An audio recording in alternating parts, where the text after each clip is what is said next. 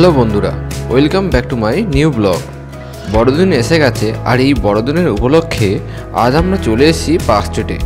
প্রতি বছর এই বড়দিন উপলক্ষে সাহেবপাড়া নামে পরিচিত এই পার্ক স্ট্রিটের রাস্তাগুলিকে এক অভূতপূর্ব আলোর চাদরে মুড়ে ফেলা হয়। আজ আপনাদের দেখাবো এ বছরে গোটা পার্ক স্ট্রিট এলাকাটিকে এবং অ্যালেন পার্ক চত্বরটিকে কী রকম আলোকসজ্জায় সাজানো হয়েছে, আর সেই সঙ্গে অ্যালেন পার্কে হওয়া বিভিন্ন সাংস্কৃতিক অনুষ্ঠানগুলিও আপনাদের দেখাবো। চলুন তাহলে ভিডিওটি শুরু করা যাক।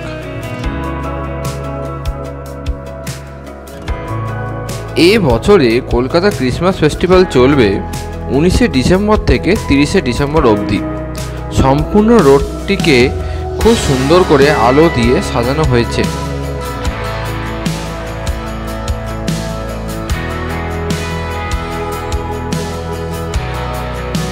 এই বড়দিনের সময় এই আলোকসজ্জা দেখবার জন্য পার্ক স্ট্রিটের রাস্তায় প্রচুর মানুষের উপচে পড়া ভিড় চোখে পড়ে। স্টারের মতো দেখতে লাইটগুলি এবং বিভিন্ন রঙের লাইটগুলি দিয়ে অতীব সুন্দর করে রাস্তাটিকে সাজিয়ে তোলা হয়েছে।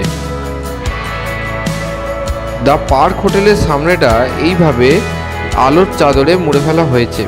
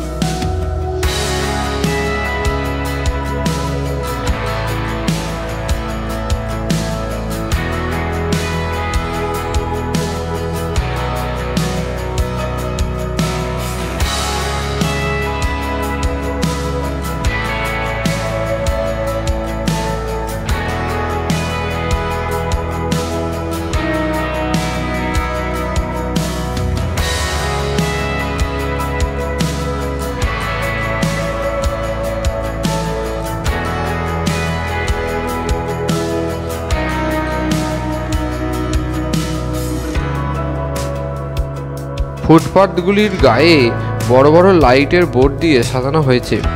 এই খানটিতে একটা বিরাট ক্রিসমাস ট্রির লাইটিং বোর্ডও লাগানো হয়েছে। ক্রিসমাস ট্রির লাইটিং বোর্ডটিকে অতীব সুন্দর দেখতে লাগছিল। প্রতি বছরের মতো এবছরেও আগামী 24শে ডিসেম্বর থেকে পার্ক স্ট্রিটের রাস্তাতে গাড়ি চলাচল নিষিদ্ধ করে দেওয়া হবে। এখন আমরা চলে এলাম অ্যালেন পার্কের সামনে। অ্যালেন পার্কের সামনেটা প্রতি বছরের মতো খুব সুন্দর করে সাজানো হয়েছে।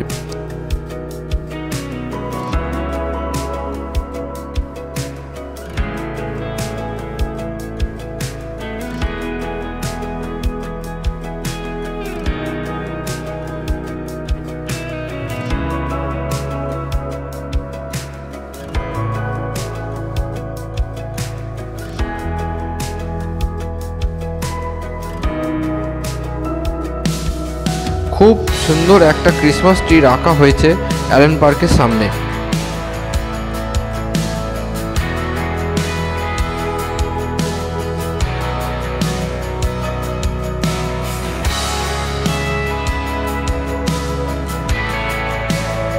অ্যালেন পার্কের ভিতরে এইভাবে লাইট দিয়ে সাজানো হয়েছে।